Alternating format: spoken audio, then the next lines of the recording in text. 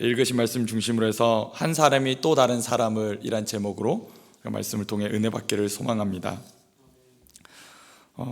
저희 이제 올해 들어서 저희가 이제 부목사님들이 이제 주일 4부 예배 이렇게 설교를 이제 순번으로 저희가 이제 정해서 들어가게 되었습니다. 그리고 제가 이제 순번으로 저희가 이제 청년부가 원래 이제 3주차 매달에 있는 셋째 주에 함께 올라와서 예배 드리자라는 그런 이제 약속이 있어서 또 그 가운데 제가 어떤 말씀을 전하면 좋을까 사실 저희끼리 같이 얘기 나누면서 좀 물론 이제 우리가 다양한 본문으로 다양하게 설교할 수 있지만 사실 또 그러다 보면 혹여나 우리가 이제 서로 설교를 준비하면서 본문이 또 겹칠 수도 있잖아요. 그래서 서로 좀 자신이 하고 싶은 말씀을 좀 정하자라는 약속 그 얘기들을 나눴습니다. 그래서 저는 기대와 소망 가운데 또 우리 청년들이 이 자리 가운데 함께 예배하게 될 것을 꿈꾸면서 이 목회서신을 좀 다뤄봤으면 좋겠다라는 마음이 들었습니다. 목회서신은 그야말로 바울이 이제 그의 영적 아들, 영적 자녀인 이 디모데를 향해서 하나님의 몸된 교회를 어떻게 돌봐야 하는지, 또 그것을 어떻게 함께 동력해 나가야 되는지에 대한 그런 말씀을 나누고 있기 때문에 목회서신을 좀 나누면 좋겠다라는 마음과 함께 또 그런 기대와 소망을 가지고 이렇게 말씀을 준비하게 되었습니다. 그러면서 말씀을 준비하면서 지난주에 저희가 청년부 예배를 드렸었거든요. 11주 만에 청년부 예배가 있어서 청년들이 나왔습니다. 아시겠지만 다시금 코로나 확진자가 지역에서 나오게 되면서 일단 한시적으로 예정은 저희가 한 2주 정도 다시금 이제 주일학교 예배, 중고청 예배를 다시 잠시 이제 온라인 예배로 대체하게 되었습니다. 많은 분들이 물어보십니다. 목사님 왜 머리 그렇게 깎으셨습니까? 뭐 군대 가십니까? 뭐 거의 한 3일간 계속 이제 듣는 질문인데 제가 말씀드렸습니다. 제가 4부 예배 때 말씀드리겠습니다. 그래서 4부 예배로 오신 분도 계시다고 하는데 사실은 이제 그런 이제 코로나 확진자로 인한 연유로 이제 저희 청년들 중에도 이제 해당되는 그 거주지가 있어서 전화를 했습니다. 미안하다. 또 알겠지만 예배에 좀 참석이 어려울 것 같다. 또 너도 또 알고 또 스스로도 그렇게 얘기합니다. 목사님 제가 또 자가격리 잘해서 또 2주 뒤에 뵙겠습니다 하는데 그 얘기 몇 통의 전화를 하고 나서 마음이 너무 무거웠습니다. 목회자로서 양에게 그렇게 전해야 되는 상황. 내가 목사인데 어떻게 양에게 또 다 이해하고 또 받아들일 수 있는 상황이긴 하지만 그 사실 자체가 너무 마음이 참 힘들었습니다. 양육과 훈련을 받는 청년이었고 또 그것조차도 못 나오게 된 상황이어서 사실은 청년들이 11주 만에 예배 드릴 때 많이 울더라고요. 그래서 그때서야 좀 얘기를 나눴던 게 정말 내가 영적으로 많이 게을러지고 나태해지고 또 이 예배가 얼마나 소중한지 다시금 느끼게 되었다. 예배가 참 귀하다라는 것을 나누면서 그 얘기가 참 얼마 되지 않았는데 또 다시 현장에서 예배를 드릴 수 없게 된 그 상황, 그 안타까움이 마음이 너무 사무치는 겁니다. 그러면서 좀 하나님께 그런 마음이 들었습니다. 하나님, 제가 할 수만 있다면 더 열심히 기도해서 이 상황이 좀 빨리 끝났으면 좋겠습니다. 그래서 누군가를 향한 제 마음이 아니라 제 스스로에 대해서 좀 결단하고 결정한 마음이었습니다. 하나님, 제가 옷을 찢자니 옷이 없고 마음을 찢어야겠는데 맨날 찢는 건 머리여서 머리라도 바짝 깎고 좀 하나님 정말 기도하고 정말 이 예배 회복을 위해서 정말 애쓰겠습니다. 그런 결단으로 준비하게 되었습니다. 그런 마음인 것 같습니다. 우리 청년들이 정말 기도해 주셨으면 좋겠습니다. 정말 영적으로 많이 침체되고 또 많이 또 어려워지고 있는 이 시국 가운데 하나님 정말 하나님 붙잡아 주시고 또 이 가운데서도 하나님 은혜를 경험하게 해 주십시오. 정말 바라기는 어서속히 우리 주일학교 현장 예배가 열릴 수 있도록 하나님 정말 우리가 할 수 있는 한 최선을 다해 기도하며 하나님께 붙잡고 기도할 때 하나님 은혜들을 달라고 우리 같이 그렇게 좀 구하셨으면 좋겠습니다. 오늘 우리가 읽은 말씀 잘 아는 대로 이제 바울이 그의 영적인 아들인 디모데에게 편지를 씁니다. 이 성경의 배경은 이렇습니다. 이제 디모데전서 또 후서 디도서가 바울의 목회 서신입니다. 이제 바울이 전도 여행 가운데 만나게 되었고 그를 통해 예수를 믿게 된 이 디모데가 이제 바울과 함께 전도 여행을 다니다가 이제 바울이 이 큰 문제가 있는 에베소 교회 가운데 이 디모데를 보내게 됩니다.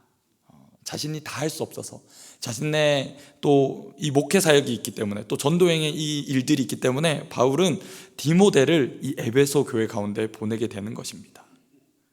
그러면서도 바울은 한편으로는 과연 이 디모데가 이 귀한 교회의 목회 사역을 잘 감당할 수 있을까? 그가 정말 평생을 들여 대략 한 30년가량 그의 목회 사역을 통해 그가 경험하였고, 또 그가 체험하였던 이 목회 현장, 그 현장을 경험하면서 이 어리고 연소한 이 디모데가 과연 이 목회 현장을 잘 감당할 수 있을까? 또 어떻게 하면 내가 경험했던 것, 부족하지만 내가 그렇게 목회에서 체험했던 것을 너 또한 나누게 되면서 너는 나보다 더 정말 목회를 잘했으면 좋겠다, 정말 나의 어깨 위에 너가 세워져서 정말 하나님 나라의 귀한 일꾼들을 더 풍성하게 세워갔으면 좋겠다라는 그 마음으로 이 디모데에게 편지를 보내는 것입니다. 어쩌면 바울은 이제 자신의 생애가, 이 육신의 생애가 얼마 남지 않았다는 것을 직감했는지도 모릅니다. 그러면서 바라기는, 디모데야, 내 영적인 아들 디모데야, 너를 통해 하나님은 여전히 일하실 것이다. 비록 내가 너에게 조언을 해주고 내가 너에게 뭔가 도움을 줄 수 있고 내가 뭔가 너에게 해줬지만, 어쩌면 우리에게는 이제는 육신으로 볼 수 없는 이 시간의 한계가 올 것이다. 그러나 하나님은 여전히 너의 목회 가운데 함께하고 계신다. 여전히 하나님은 너와 함께하고 계시고 너를 여전히 붙들고 계시고 여전히 그 복음의 진리 가운데 주의 몸된 교회를 세워가실 거다. 그러니까 디모데야, 힘내고 끝까지 달려가라. 이런 마음이 이 영적 아비인 바울 안에 있었던 마음인 것 같습니다. 그러면서 바울이 이 편지를 이제 쓰기 시작합니다. 우리 읽었던 말씀, 1절 말씀을 다시 한번 읽어보시겠습니다. 1절입니다. 우리 구주 하나님과 우리의 소망이신 그리스도 예수의 명령을 따라 그리스도 예수의 사도된 바울은, 이라고 됩니다. 한글은 바울에 대한, 자신에 대한 이야기를 제일 뒤에 시작하고 있지만 원문을 살펴보면 원문은 사도 바울 자신을 먼저 이야기합니다. 바울 사도는 그리스도 예수의 명령을 따라 우리 구주 하나님과 우리의 소망이신 그리스도 예수라고 소개하고 있습니다. 지금 바울은 자신을 소개할 때 내가 사도가 된 사람입니다 라고 소개하고 있습니다. 어쩌면 바울은 이 이야기를 자신의 영적인 아들에게 하면서 과연 어떤 마음이었을까 묵상해 보게 됩니다. 어쩌면 나를 그렇게 불러주신 하나님, 나는 참 보잘것없고 참 부족하고, 그가 정말 고백했던 것처럼 나는 죄인 중에 괴수라고, 나는 어쩌면 하나님이 나를 일꾼으로 부르실 수 없을 만한 사람이었음에도 불구하고 하나님이 나를 그렇게 은혜로 불러주셨다라고 고백했다면, 그의 아들에게 고백하는 이 사도의 고백은 무엇이겠습니까? 하나님이 나를 그렇게 부르셨고 그렇게 너를 부르셨다라는 겁니다. 비록 너 눈에 보기에는 상황이 좋지 못하고, 때로는 양떼들이 말을 듣지 않고, 때로는 고집을 부리고 그 영적인 리더십 가운데 들어오지 못하고, 때로는 너의 마음을 힘들게 하고 아프게 할지라도, 때로는 재정에 압박이 있고 그 재정이 어려움이 있을지라도 너는 잊지 말았으면 좋겠다. 너를 부르신 분은 하나님이시다라는 겁니다. 여러분 어떠십니까? 저와 여러분을 성도로 부르신 분은 우리 하나님이신 줄 믿습니다. 또 이 예배 자리에 부르신 분도 우리 하나님이신 줄 믿습니다. 이 부르심이 참 중요한 것 같습니다. 왜냐하면 상황과 환경은 참 자주 바뀌는 것 같습니다. 또 내 마음의 결단과 내 마음의 기분도, 헌신도 참 상황과 환경에 따라 그렇게 달라지는 것 같습니다. 그럴 때마다 우리가 흔들리지 않을 수 있는 그 가장 기본적인 그 우리가 가야 될 지향점은 하나님이 나를 부르셨다라는 겁니다. 여러분, 하나님이 저와 여러분을 부르셨습니다. 믿으십니까? 아무것도 내세울 것 없고 아무것도 자랑할 것 없고 아무것도 하나님 앞에 무엇이라 말할 수 없는 죄인임에도 불구하고 그런 나를 하나님이 하나님의 몸된 교회를 세우는 일로 부르셨다라는 겁니다. 바울은 그걸 얘기해 주고 싶은 겁니다. 하나님 나를 그렇게 부르셨고 너는 네가 보기엔 연약해 보이고 너가 보기엔 나는 참 한참 모자라고 말할지 모르겠지만 그러나 하나님이 너를 부르셨다면 확신하라라고 바울은 지금 말하고 있는 겁니다. 여러분, 몸된 교회를 세우는 일, 또 복음을 전파하고 영혼을 구원하는 이 일이 결코 쉬운 일은 아닐 것입니다. 많은 사람으로부터 그렇게 칭찬받을 만한 일도 아닐지 모릅니다. 그러나 그것은 하나님이 기뻐하시는 일인 줄 믿습니다. 하나님이 원하시고 하나님이 그 기뻐하시는 일을 위하여 저와 여러분을 부르신 줄 믿습니다. 그리고 여전히 교회가 그 방향으로 목회하며 나아가는 줄 믿습니다. 우리가 이 시대 가운데 이 중요한 일을 맡았습니다. 어쩌면 많은 이들이 우리의 그 부르심을 흔들지도 모릅니다. 사람들로부터 외면당할지도 모르고요. 많은 이들이 상식에 어긋난다고, 말도 되지 않는다고 그렇게 질타할 줄도 모릅니다. 그러나 우리가 확신하는 바는 분명히 이것입니다. 하나님이 저와 여러분을 부르셨다는 겁니다. 우리를 부르신 그 하나님, 그분이 누구신지 바울은 계속해서 소개하고 있습니다. 우리 구주 하나님과 우리의 소망이신 그리스도 예수의 명령을 따랐다라고 말합니다. 내가 부르심 받았는데 나를 부르신 분이 어떠한 분인지를 바울은 지금 소개하고 있습니다. 하나님 우리 구주라고 소개합니다. 문자적 의미는 바로 이것입니다. 나를 위험으로부터, 그 모든 위협으로부터 안전하게 지켜주시는 분이란 뜻입니다. 나를 건져주시는 분, 나를 보호하시고 보존해 주시는 분, 그분이 나의 하나님이시다라는 바울의 고백입니다. 그렇지 않습니까? 전도여행을 다니면 여러분 안정적인 것이라고는 볼 수 없습니다. 오늘은 여기 거할지라도 내일은 어디 거할지 모르는 게 전도 여행자의 삶입니다. 그런 삶을 바울은 3번이나 전도여행을 겪고 많은 매를 맞고 수차례 감옥에 가두어지게 됩니다. 그 바울이 고백하는 바가 무엇입니까? 나를 부르신 분이 하나님이신데 그 하나님이야말로 나의 구주시다라는 겁니다. 나를 모든 위험으로부터 지켜주시는 분, 나는 끝나지 않을 것 같은 이 어려움을 그 어려움 가운데 건져주시는 분, 나를 보존하실 뿐만 아니라 오늘도 보호하시고 지켜주시는 분이 우리 구주 하나님이시다라고 고백하는 겁니다. 왠지 아십니까? 당시 사람들은 제우스 신이 그렇게 해준다고 믿었습니다. 보여지는 황제가, 저 절대 권력과 군사력을 가진 저 황제가 우리를 지켜주는 구주라고 그렇게 고백했습니다. 바울은 말합니다. 아니다. 그들이 지켜주는 게 아니다. 바로 천지 만물을 아무것도 없는 것에서 말씀 한마디로 창조하신, 모든 것을 있게 하신 우리 구주 하나님이 우리의 유일한 구주시다, 우리의 보호자시고 우리를 오늘도 우리 되게 하시는 분이 우리의 하나님이시다라는 것을 바울은 증언하고 있다는 겁니다. 너가 흔들리지 않아야 될 이유, 너가 흔들릴 수 없는 분명한 이유, 하나님이 우리를 붙들고 계시기 때문이다라고 고백합니다.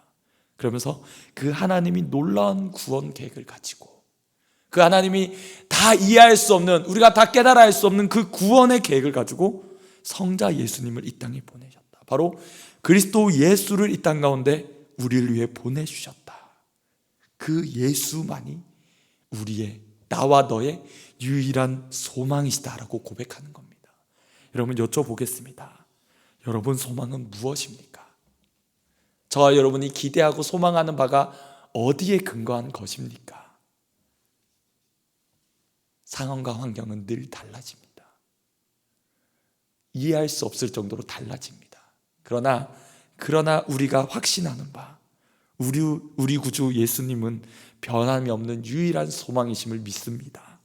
이 소망 되신 예수 그리스도를 붙들기를 간절히 소망합니다.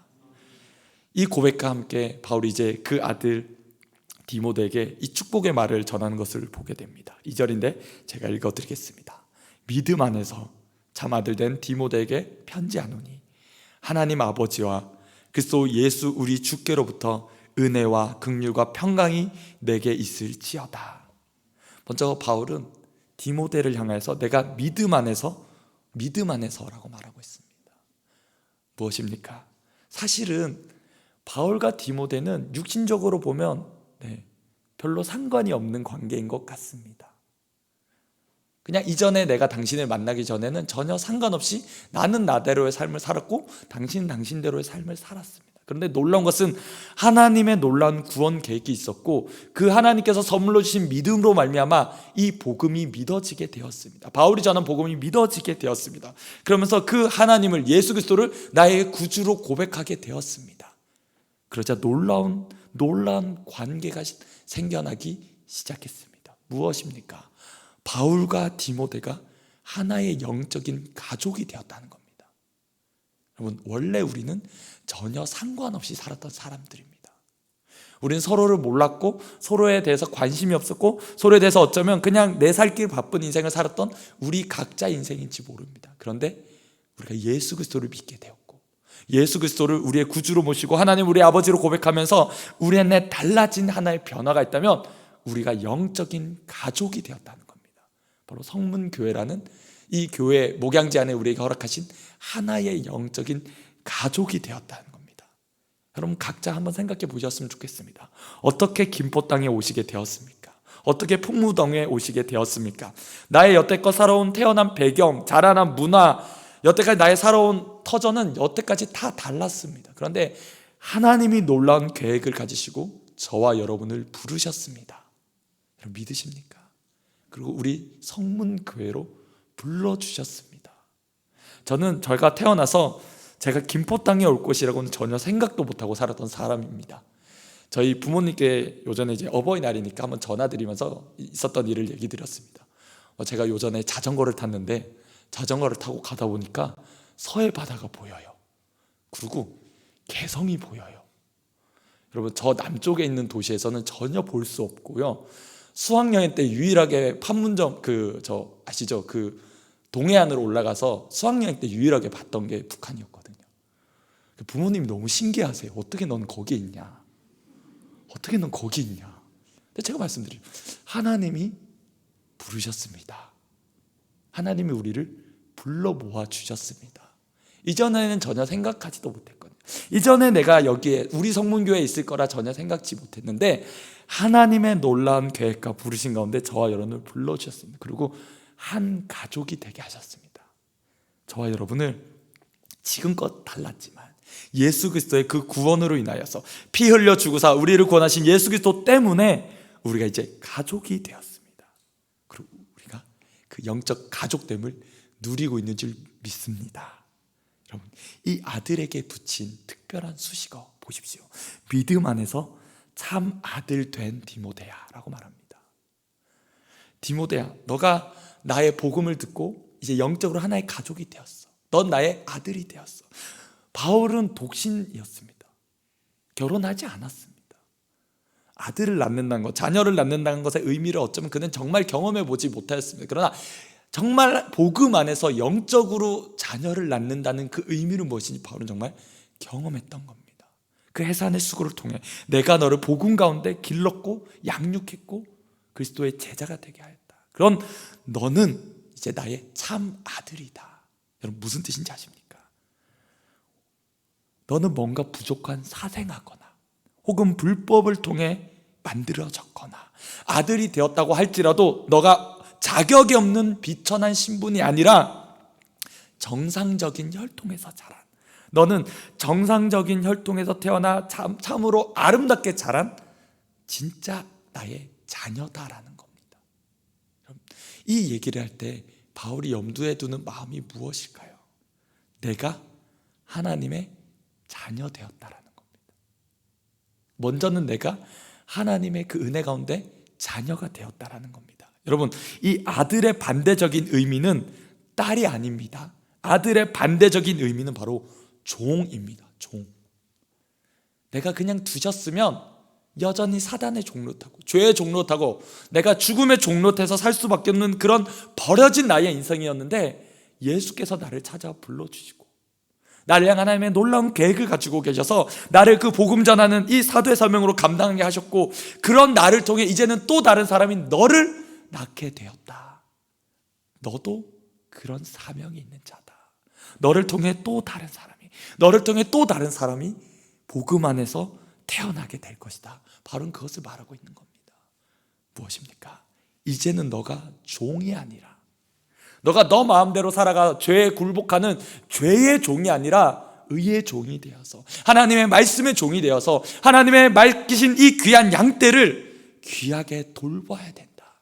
뿐만 아니라 그들도 또 다른 이들을 세워가게 될 것이다. 바울이 말합니다. 로마서 8장 17절에 자녀이면 또한 상속자요 곧 하나님의 상속자요 그리스도와 함께한 상속자다라고 말하고 있습니다. 디모데야, 너에게는 놀라운 유산이 있다. 뭔지 아냐? 이 믿음 안에서 우리에게 주어진 바로 그 하나님 나라, 비록 이 땅에 보기에는 보이지도 않고 이 땅의 그 환난과 고난 가운데 너는 너무 힘들어서 눈물을 흘릴지 모르지만, 목양하면서 너는 하루에도 수도 없이 탄식할지 모르지만, 너가 바라보고 붙들어야 될 저 분명한 우리의 유업, 하나님의 나라가 너에겐 주어져 있다. 흔들리지 말라는 겁니다. 내가 그렇게 달려왔고 너도 그 길을 달려가게 될 것이다 라는 겁니다. 너가 이제 하나님 자녀로서 또 다른 부르심받은 하나님의 자녀를 그렇게 길러가야 된다라고 말하는 겁니다. 여러분 어떻습니까? 혹 우리가 예수 믿고 받은 그 은혜가 너무나 크지 않습니까? 저와 여러분의 그 은혜가 우리의 삶을 통해 여전히 흘러가기를 간절히 소망합니다. 여전히 하나님은 우리를 통해 구원하실 하나님의 자녀들이 있는 줄 믿습니다. 바울이 복음에 비쳤다는 것, 여러분 이 문맥에서 생각한다면 바울은 자신에게 직접 복음을 전한 사람이 없었습니다. 바울은 예수 그리스도를 만나 예수님을 믿게 되었습니다. 그 다메섹 도상에서 예수를 만나 변화하게 되었습니다. 바울이 복음에 비쳤다라고 말하는 그 복음에 비친 것은 바로 이제 그 하나님의 놀라운 구원 계획 가운데 바울을 통해 구원하실 사람들, 나를 통해 하나님 자녀로 만들어 가실 그 잃어버린 영혼을 위해서 하나님이 그 구원 계획을 위해 나를 부르셨다라는 것을 발견한 겁니다. 그래서 내가 비쳤구나라는 겁니다. 바울에게 복음을 전해주어서 바울이 그 복음을 전해 들었기 때문이 아니라 바울을 통해 복음을 전하여야 될 그 사람들이 있기 때문에, 그 목적을 위해 하나님이 자격 없는 나를 부르셨다는 것을 알게 되었을 때 바울은 복음에 비쳤다고 말합니다. 저와 여러분도 그런 의미에서 복음에 비친 사람인 줄 믿습니다. 물론 우리에게 복음이 전해졌기 때문에, 선교사님을 통해 목사님을 통해 우리에게 복음을 전해 들었기 때문에 우리가 복음을 비쳤기도 하지만, 또 우리를 통해 구원해야 될, 하나님 품에 돌아와야 될 영혼들이 아직 저와 여러분 가운데 있는 줄 믿습니다. 그 영혼을 위해 저와 여러분이 복음에 빚진 자인 것을 잊지 마시기 바랍니다. 그 자녀에게 베푸는 이 영적 아비의 축복이 무엇입니까? 하나님 아버지와 그리스도 예수 우리 주께로부터 너에게 은혜와 긍휼과 평강이 있을지어다. 다른 것들도 있을 수 있잖아요. 많은 영혼을 붙여주시고 또 재정에 좀 풍성함도 허락해 주시고 안전하게 해주시고 다른 것을 구할 수 있을 텐데, 바울은 우리에게 정말 이 구해야 될 영적인 가치를 구하고 있습니다. 여러분, 은혜가 무엇입니까? 받을 자격이 없는 죄인이 받은 그 하나님 아버지의 무조건적인 호의 아닙니까? 너 그거 잊지 말아라. 너가 어떻게 구원받았는지, 너가 어떤 상태에서 너가 구원받았는지 잊지 말아라. 너가 그 신앙에 늘 흔들릴 때마다, 외로울 때마다, 어려울 때마다 다시 돌아야 될 그 기점은 하나님의 은혜다라는 겁니다. 너가 목회를 잘해서, 너가 목양을 잘해서 칭찬받는다 할지라도, 많은 이들이 혹 너에게 따라올지라도, 너의 제자들이 더 많이 생겨난다고 할지라도 여전히 너가 잊지 말아야 되는 것은 바로 하나님의 은혜다라는 것입니다. 그 은혜로 너가 부르심받았다라는 겁니다. 또 무엇입니까? 그 은혜로 구원받은 너의 인생 가운데 이제 하나님의 평강이 있었으면 좋겠다. 바로 원수되었던 우리가 이제 하나님과 화목하게 되었고, 그 화목하게 된 하나님으로 인해서 흘러오는 상황을 뛰어넘는 이 안정감이 너에게 있었으면 좋겠다라는 겁니다. 그 하나님의 평강, 내 상황을 뛰어넘는 바로 이 하나님의 평강이 너의 삶의 목회 현장 가운데 늘 있었으면 좋겠다. 그리고 마지막으로 구하는 한 가지가 또 무엇입니까? 긍휼입니다. 곰곰이 더 묵상해 보았습니다. 왜 긍휼을 구하였을까? 여러분, 디모데는 연소합니다. 나이가 아직 어려요. 그리고 육신의 연약함도 있습니다. 교회 가운데 목양하면서 다른 무엇보다 그에게 영적인 많은 공격들이, 또 말로써 인한 많은 어려움들이 있을 겁니다. 그의 리더십에 대해, 그의 영적인 권위에 대해서 많이 말들이 일어날 수 있습니다. 그럴 때 디모데에게 참으로 있어야 할 것이 무엇이겠습니까? 하나님 아버지의 마음으로 여전히 사랑하는 겁니다. 여전히 양떼를 지키고 보호하고 사랑하는 마음입니다. 그래서 구하는 겁니다. 디모데야, 너의 마음 안에 하나님의 긍휼하신 마음, 그 불쌍히 여기는 마음이 있었으면 좋겠다. 비록 너의 마음을 힘들게 하고 아프게 하고 때로는 그것 때문에 너가 밤에 잠을 이루지 못하는 그 상황이 이른다고 할지라도 너의 마음이 더 넓어질 수 있는 이유는 바로 너의 마음 가운데 하나님 아버지의 그 긍휼하신 마음이 있기를 소망한다는 것이었습니다. 여러분 어떻습니까? 같은 교회 안에 있지만 또 같은 공동체 안에 있지만 참 다양한 말들이 있습니다. 때로는 우리 안에 그런 말들로 마음을 어렵게 할 수도 있습니다. 그런데 그럴 때마다 우리 안에 구하고 또 구해야 될 것이 바로 이 하나님 아버지의 넓은 마음인 줄 믿습니다. 긍휼히 여기는 마음. 하나님, 내가 그렇게 구원받은 죄인인데, 내가 하나님 은혜로 그렇게 부르심받은 부족한 종인데, 하나님 내가 어떻게 감히 말할 수 있습니까? 하나님, 나에게 그 긍휼한 마음을 주십시오. 하나님 아버지의 그 온유한 사랑으로 목양할 수 있도록 그 마음으로 디모데에게 지금 바울은 축복하고 있는 것입니다.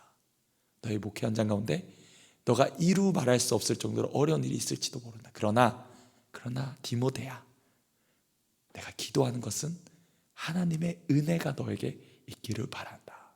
그리고 하나님의 그 평안이 너를 싸매기를 원한다. 그래서 너에게 그 하나님 아버지의 긍휼한 마음으로 그 영혼을 끝까지 사랑하는 마음이 있기를 바란다. 왜냐하면 내가 너에게 맡긴 양떼이기 때문이란다. 내가 너에게 맡겼다. 그 영혼을 정말 그리스도의 자녀로 장성할 때까지, 자녀로 자랄 때까지 끝까지 잘 목양해라. 그 마음으로 바울은 편지를 쓴 것입니다. 제가 청년부를 맡아서 목회하면서 부족하지만 벌써 1년 반의 시간이 지났습니다. 여러 가지 일들이 있는데 서로 그렇게 얘기합니다. 참 시간이 빠른 것 같습니다. 이야기합니다. 하나님이 언제까지 우리에게 맡겨 주실지는 모르지만 그러나 분명한 것은 하나님이 우리를 불러주셨다면 우리는 끝까지 사랑해야 된다는 겁니다. 여러분, 한 교회 안에 우리가 부르심 받았습니다.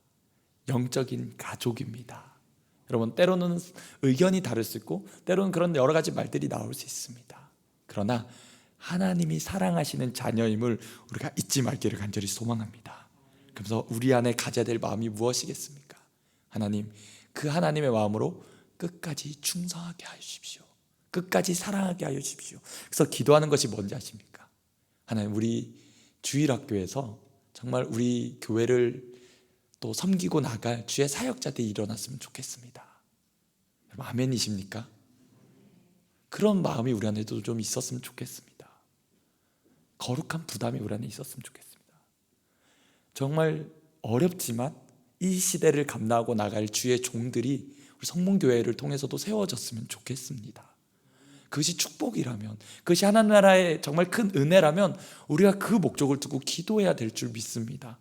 제가 주일학교 전체 총괄을 맡게 되면서 그런 기도를 하고 있습니다. 하나님, 우리 눈에는 안 보일지 몰라도 하나님은 여전히 일하시고 우리 아이들의 영혼을 바꿔가고 계신 줄 믿습니다. 하나님, 내가 받은 이 은혜대로 우리 아이들도 그 은혜로 변화될 줄 믿습니다. 하나님, 주의 나라 복음 위해서 그렇게 헌신하는 주의 사역자들이 우리 성문교회를 통해 일어나게 하여 주십시오. 하나님, 그래서 우리 다음 세대를 맡길 수 있는 정말 신실한 주의 종들이 우리 교회를 통해 일어나게 해주십시오. 비록 우리의 가르침이 어눌하고 우리의 말의 가르침이 부족함이 있을지 몰라도 그러나 주님이 일하고 세워가신다면 그런 놀라운 일이 우리 가운데 일어날 줄 믿습니다. 비록 주일학교 예배가 지금은 어렵지만 또 언젠가는 정상적으로 현장에서 예배가 드려질 줄 믿습니다.